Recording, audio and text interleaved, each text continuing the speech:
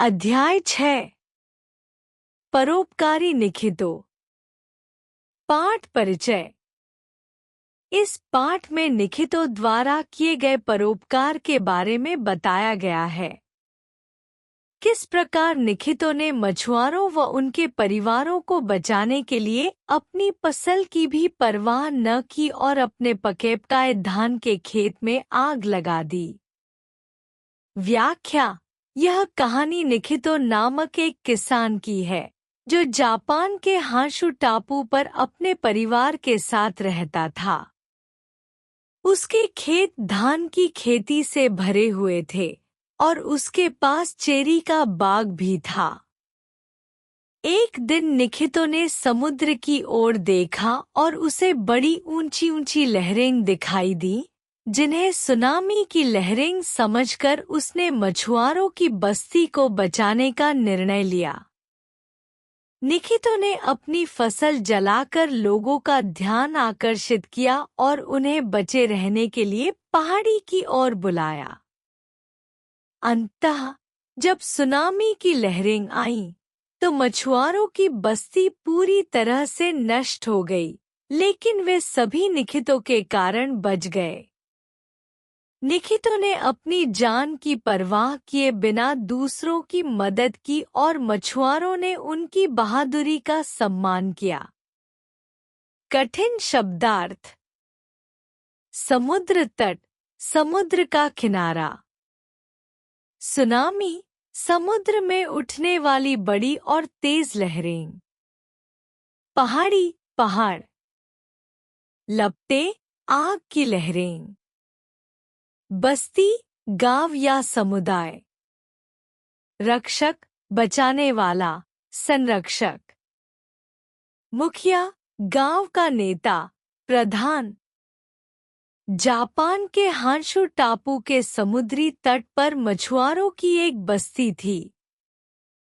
सुबह होते ही सभी मछुआरे अपने जाल और नावें लेकर समुद्र में चले जाते और शाम को खूब सारी मछलियां पकड़कर ही वापस लौटते। इस प्रकार मछलियां पकड़कर बेचना ही उनका व्यवसाय था और इसी से वे अपना जीवनयापन करते थे। व्याख्या। यह वाक्य मछुआरों की दिनचर्या और उनके जीवनयापन के बारे में बताता है। जापान के हांशु टापू पर स्थित समुद्र तट पर मछुआरों की बस्ती थी, जहां वे सुबह होते ही अपने जाल और नावों के साथ समुद्र में मछली पकड़ने जाते थे। वे शाम को बहुत सारी मछलियां पकड़कर घर लौटते थे। मछलियां पकड़कर बेचना उनका मुख्य पेशा था, जिससे वे अपना जीवन यापन करते थे। कठिन शब्दार्थ। समुद्री तट, समुद्र के किनारे। मछुआरे, वे लोग जो मछली पकड़ने का काम करते हैं। जीवनयापन, जीवन की आवश्यकताएं पूरी करने के लिए किया गया काम, रोजी रोटी कमाना। व्यवसाय, किसी विशेष काम से पैसा कमाने की प्रक्रिया। समुद्र तट से थोड़ी ही दूर पर एक पहाड़ी थी। उस पहाड़ी पर निखितो नामक किसान अपने परिवार के साथ रहता था। वह और उसका परिवार खेती ही करता था। पहाड़ी के ऊपरी भाग में उसका चेरी का बाग था और नीचे के भाग में सीढ़ीदार खेतों में वह धान की खेती करता था। व्याख्या।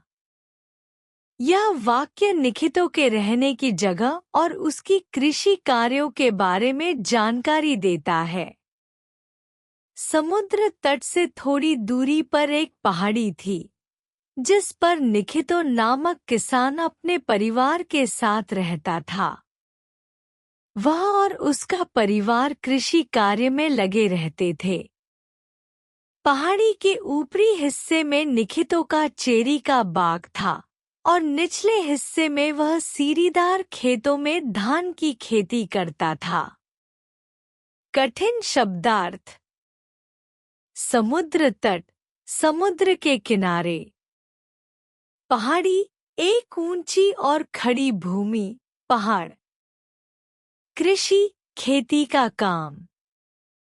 सीढ़ीदार खेत, खेत जो पहाड़ी क्षेत्रों में सीढ़ियों के आकार में बनाए जाते हैं। धान, चावल की फसल। एक दिन की बात है। निखितो के बच्चे सुबह ही खेतों की ओर चले गए। पत्नी चेरी के बाग में चली गई। घर पर निखितो अकेला ही था। पहाड़ी की ऊंचाई से मछुआरों की बस्ती और उसके सामने फैला समुद्र दूर दूर तक दिखाई देता था। व्याख्या। यह वाक्य निखितो के घर के वातावरण और उस दिन के घटनाक्रम का वर्णन करता है। एक दिन निखितो के बच्चे खेतों की ओर चले गए और उसकी पत्नी चेरी के बाग में चली गई। घर पर निखितो अकेला था। पहाड़ी की ऊंचाई से उसे मछुआरों की बस्ती और समुद्र का दृश्य दिखाई देता था। यह स्थल निखितो के कार्यक्षेत्र का वर्णन करता है, जहां वह और उसका परिवार रहते थे। कठिन शब्दार्थ। चेरी के बाग, एक प्रकार का बगीचा जिसमें चेरी के पेड़ लगाए गए हों। बस्ती, एक जगह जहां लोग रहते हैं, विशेष रूप से ग्रामीण इलाका। दूर दूर तक, बहुत दूर तक, विस्तृत क्षेत्र में। वर्णन, किसी चीज का विस्तार से विवरण देना। समुद्र, विशाल जलाशय जिसे हम समुद्र कहते हैं। निखितो ने एक बार यूं ही समुद्र की ओर देखा तो उसकी आंखें फटी कीफटी रह गईं। उसे दूर क्षितिज पर बड़ी ऊंची ऊंची लहरें दिखाई पड़ी। मछुआरों की बस्ती में किसी को इस बात की कोई खबर नहीं थी। वे काम पर जाने की तैयारी कर रहे थे। निखितो को लगा कि ये सुनामी की लहरें हो सकती हैं।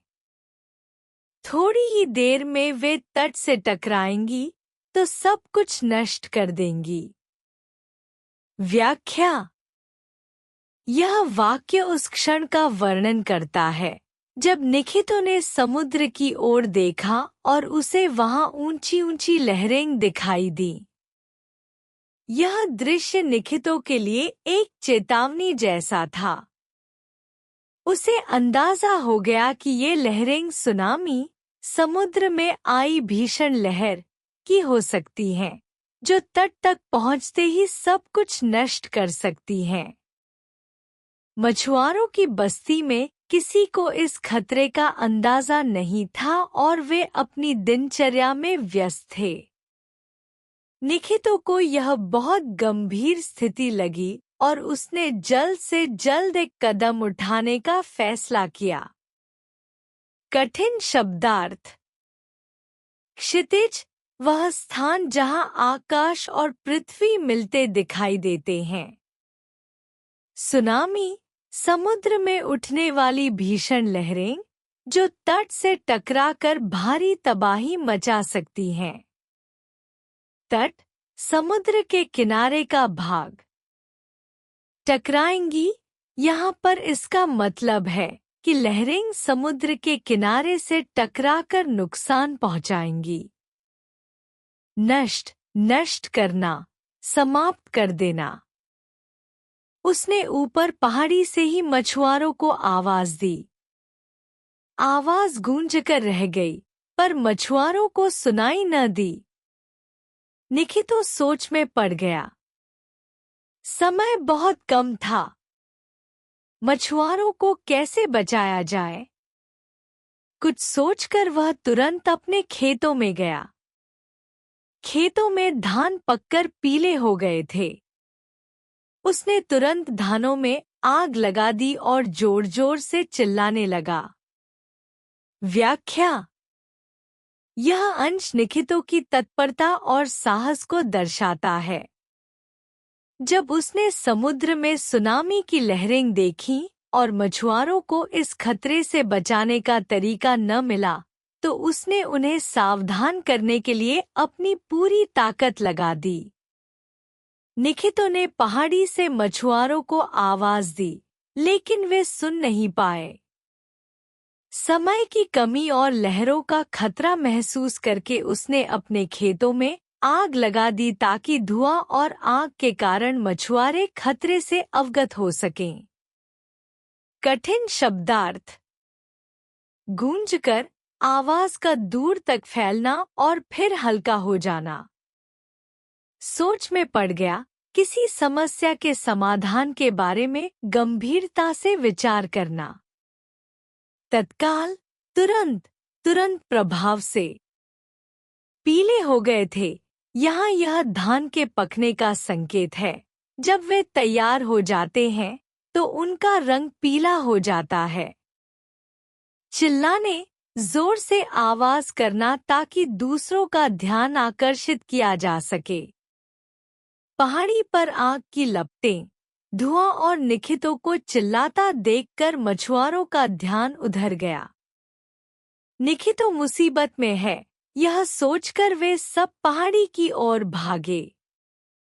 निखितो जोर जोर से चिल्लाने लगा, बच्चों और औरतों को भी ले आओ।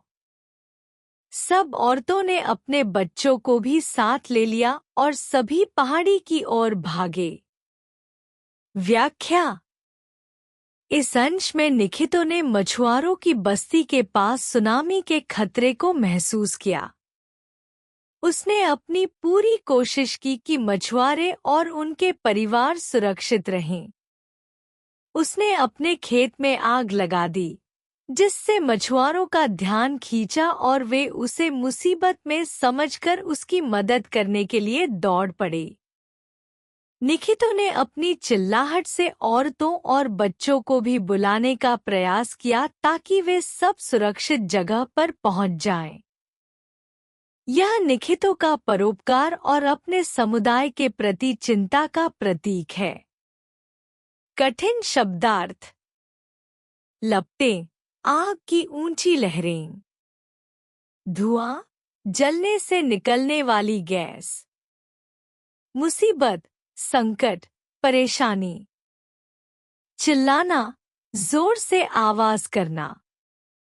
जब वे पहाड़ी पर निखितो के खेतों तक पहुंचे, तब तक निखितो की सारी फसल जल चुकी थी। लेकिन जब उन्होंने नीचे अपने घरों की ओर देखा, तो वे चौंक गए। सुनामी की लहरें तट तक पहुंचकर सब कुछ नष्ट कर चुकी थी। मछुआरों की बस्ती का नामोनिशान मिट चुका था। अब उनकी समझ में आया कि निखितो ने अपनी फसल क्यों जलाई। क्यों उन्हें कहा कि बच्चों को भी साथ ले आओ। अगर निखितो ऐसा न करता तो उनमें से कोई भी जीवित नहीं बचता। व्याख्या। यहाँ पर मछुआरे और उनके परिवार निखितो द्वारा किए गए परोपकार को समझ पाते हैं। जब वे पहाड़ी तक पहुँचे, तब तक निखितो की फसल जल चुकी थी। लेकिन जब उन्होंने अपनी बस्ती को नीचे देखा, तो उन्हें समझ में आया कि निखितो ने फसल क्यों जलाई थी। असल में निखितो ने अपनी फसल को खतरे में डालकर मछुआरों और उनके परिवारों की जान बचाई थी। यह निखितो की समझदारी और परोपकार का उदाहरण है, जिससे सभी मछुआरे उसकी कद्र करते हैं। कठिन शब्दार्थ। निखितो, एक किसान जो परोपकारी था। फसल, खेती से उगाई गई अनाज या अन्य उत्पाद। सुनामी, समुद्र में उठने वाली प्रचंड लहरें जो तट पर भारी तबाही मचा सकती हैं। नामो निशान, किसी भी चीज का अस्तित्व या पहचान। गांव के मुखिया ने निखितो के पैर पकड़ लिए और कहा, आपने अपनी फसल जलाकर हमें बचा लिया। आपने हम पर बहुत बड़ा उपकार किया है। निखितो ने कहा, फसल का क्या है? आप सब बच गए, यह बहुत बड़ी बात है। फसल तो मैं फिर उगा लूंगा। यदि आप सब न रहते तो मैं कितना अकेला हो जाता।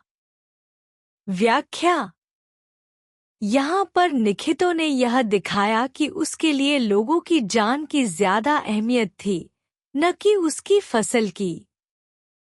गांव के मुखिया ने निखितो का धन्यवाद किया क्योंकि उसने अपनी फसल को जलाकर मछुआरों और उनके परिवारों की जान बचाई। लेकिन निखितो ने कहा कि उसे अपनी फसल की कोई चिंता नहीं थी, बल्कि सबसे बड़ी बात यह थी कि सभी लोग बच गए। उसके लिए लोगों की सुरक्षा और भलाई ही महत्वपूर्ण थी। उसने यह दिखाया कि जीवन में कुछ भी खोने से ज्यादा महत्वपूर्ण दूसरों की मदद करना और उनकी सुरक्षा है। कठिन शब्दार्थ। मुखिया, गांव का प्रमुख, जो गांव के प्रशासन और फैसलों में महत्वपूर्ण भूमिका निभाता है। उपकार, किसी पर किया गया अच्छा कार्य या मदद। अकेला, अकेला होना, बिना किसी के साथ के। बस्ती वालों ने मिलकर निखितो के खेतों में फिर से फसल लगाई। जब फसल पूरी तरह तैयार हो गई, तभी वे अपनी बस्ती बसाने पहाड़ी से नीचे उतरे। निखितो नहीं रहे, पर मछुआरों की बस्ती में उनकी बड़ी सी मूर्ति लगी है। मूर्ति के नीचे लिखा है, निखितो दादा हमारे रक्षक, जिन्होंने हमें सुनामी से बचाया। व्याख्या। यहाँ निखितो की कुर्बानी और परोपकार को सम्मानित किया गया है। जब निखितो ने अपनी फसल को जलाकर मछुआरों और उनके परिवारों को बचाया, तो उसकी इस वीरता और निस्वार्थता का सम्मान किया गया। बस्ती वालों ने निखितो के खेतों में फिर से फसल लगाई और जब वह तैयार हो गई, तो वे वापस अपनी बस्ती में लौट आए। निखितो के बाद मछुआरों की बस्ती में उसकी मूर्ति लगाई गई, ताकि उसकी साहसिकता और मदद को हमेशा याद रखा जा सके। उस मूर्ति पर यह संदेश था कि निखितो ने अपनी जान की परवाह किए बिना दूसरों की सुरक्षा की और एक सच्चे रक्षक का उदाहरण प्रस्तुत किया। कठिन शब्दार्थ। रक्षक, संरक्षक, जो किसी की सुरक्षा करता है। मूर्ति, किसी व्यक्ति या देवता की आकृति जो सम्मान और श्रद्धा का प्रतीक होती है। कुर्बानी, किसी के लिए अपना कुछ बलिदान करना। संदेश। इस पाठ से हमें परोपकार का संदेश मिलता है। जिस प्रकार निखितो ने लोगों की जान बचाई, उसी प्रकार हमें भी फायदा नुकसान छोड़कर दूसरों की मदद करनी चाहिए। व्याख्या। इस पाठ से हमें परोपकार का महत्वपूर्ण संदेश मिलता है। निखितो ने अपनी फसल की परवाह किए बिना दूसरों की जान बचाई और एक असाधारण परोपकारी कार्य किया। हमें भी अपने लाभानी से परे होकर समाज में किसी की मदद करने के लिए तत्पर रहना चाहिए। यह शिक्षा हमें देती है कि परोपकार और दूसरों के लिए कार्य करना सबसे बड़ा पुण्य है।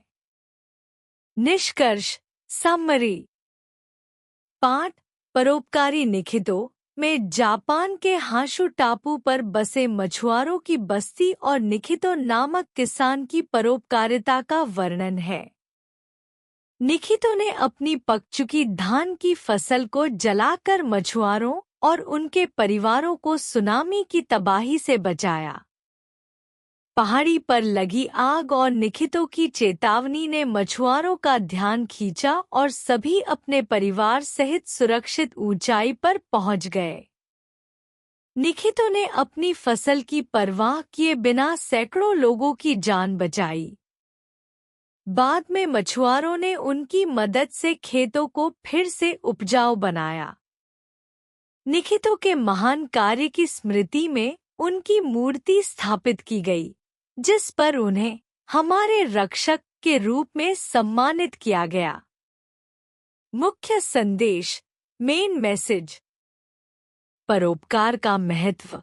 निखितो ने अपनी निजी हानि को दरकिनार कर दूसरों की जान बचाने को प्राथमिकता दी। निस्वार्थता और मानवता। दूसरों की भलाई के लिए निस्वार्थ भाव से कार्य करना समाज में आदर्श स्थापित करता है। समूह प्रयास का महत्व।